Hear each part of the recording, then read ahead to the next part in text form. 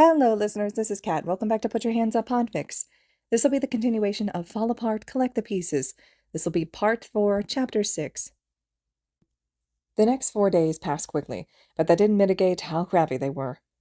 The day after they met with Fujiwara, Izuku met with the Hero Commission, Katsuki in tow. They went down a list of heroes that had been active over the last decade, and Izuku, while being recorded, recounted as much information as he possibly could.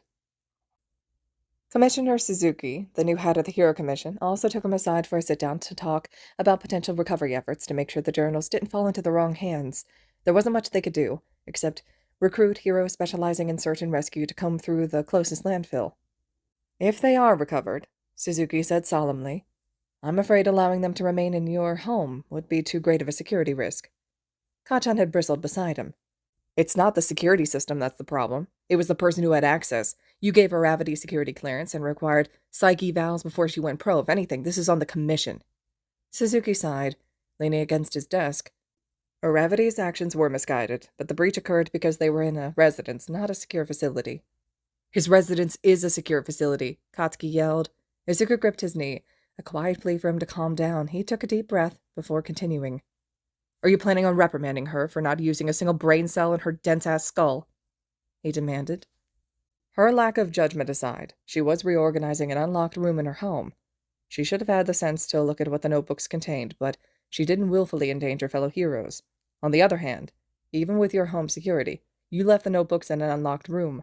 A house guest could have taken them if left unattended. So the solution is more security, not confiscation, Katsuki argued. Building a secure vault in the house so that only Deku has access. Kachan, it's okay. If you get those journals back, you're keeping them, Katsuki snapped. They're not just hero analysis. There's personal shit in there. He turned his furious gaze on the commissioner. The Hero Commission signed off on Hatsume's security system. If anything, you're the ones at fault for not demanding more robust protection. Suzuki sighed, scrubbing a hand over his face. Maybe you're right. I don't want to make this more difficult for you, but even if you were to get the notebooks back and upgrade security, the Commission Advisory Board will fight you every step of the way. Katsuki bared his teeth. Then they can fucking fight me, he sneered. Suzuki had sighed and promised them he'd revisit the conversation soon, especially if they managed to retrieve the notebooks. Izuku watched as Kachan told him that it wouldn't be a conversation because there was nothing to discuss. But he couldn't help but feel like they might be right. He thought Uraraka was trustworthy, so maybe the next person he trusted would be just as bad. After they left the commission headquarters, they'd spent the rest of the day hitting as many thrift stores as they could, Kachan crossing each one off of the map as they searched.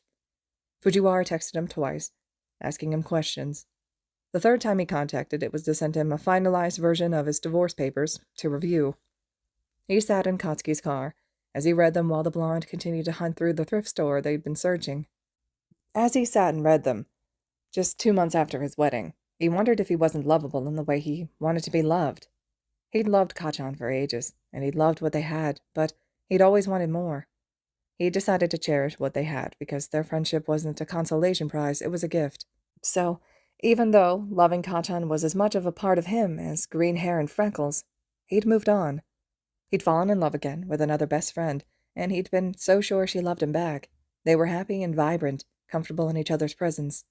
His heart had fluttered every time he saw her, stomach swooping like he was on a roller coaster, exciting, warm, and then this happened. He had so many amazing people in his life, people he loved who loved him, but he wanted romance. He really did. He wanted a partner he could come home to, who'd curl up with him at night and share his lazy mornings. He wanted to romance and be romanced. He wanted to feel at home with somebody, and for somebody to feel at home with him. At that moment, he wondered if he was doomed to disappointment. The thought sat heavy in his chest, weighing him down like lead. It choked him, too, sticking in his throat. Before he knew it, he was curled over his phone in the passenger seat, shoulders shaking as he sobbed quietly. The driver's side door opened up and shut, then a burning hand was running along his back, soothing and slow. Kachan didn't say anything. He just let him cry even though he hated it when Izuku cried. When he finally got his shit together, he straightened up and wiped at his face with his sleeve. Sorry, Kachan, he muttered. You've had a shitty couple of days, nerd, Kachan assured him. Here.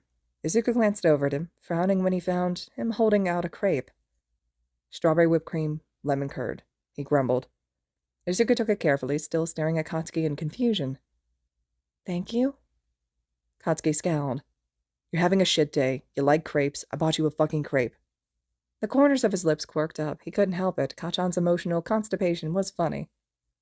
Thanks, Kachan, he sniffed. You're the best. Katsuki scoffed, turning the car on and putting in directions to the next thrift store. I fucking know that already, dweeb. He'd eaten his crepe as he'd finished reading through the papers Fujiwara had sent.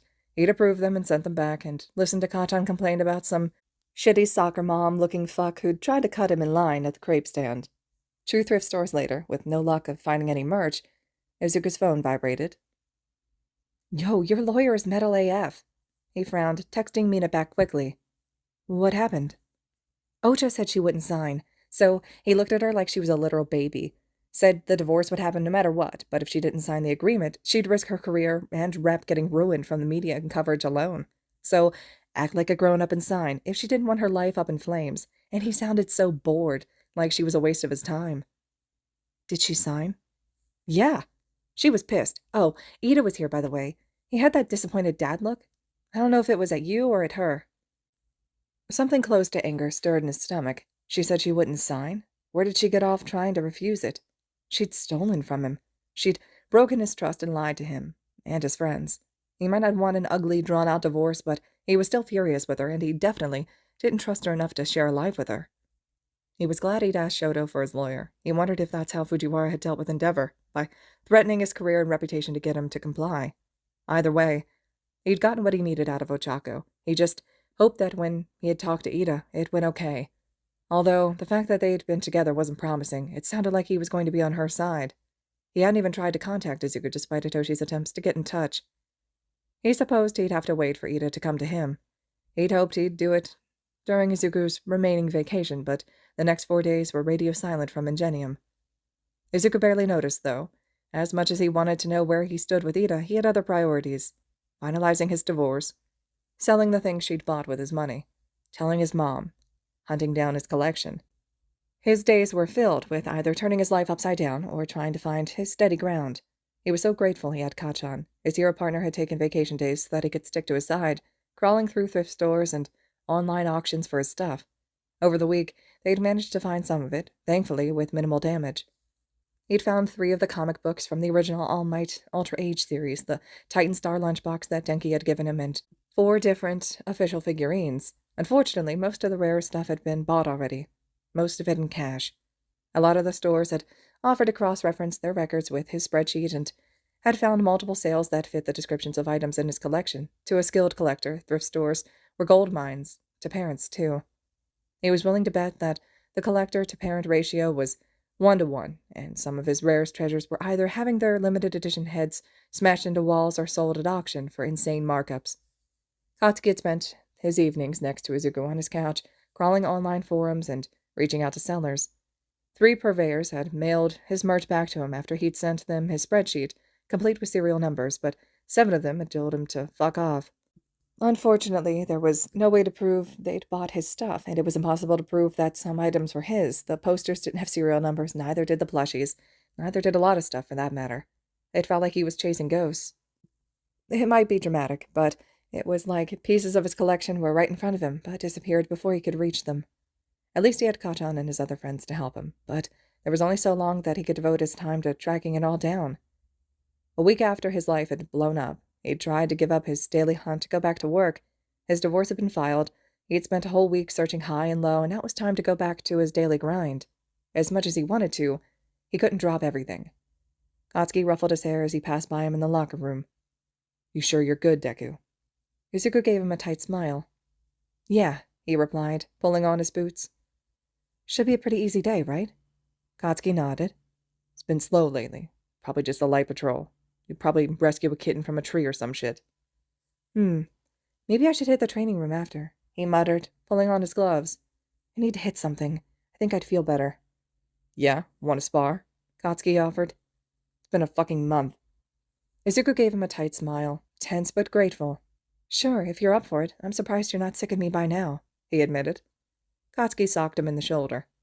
You're my partner for a reason, fuckhead. If I couldn't tolerate you, I'd just kill you.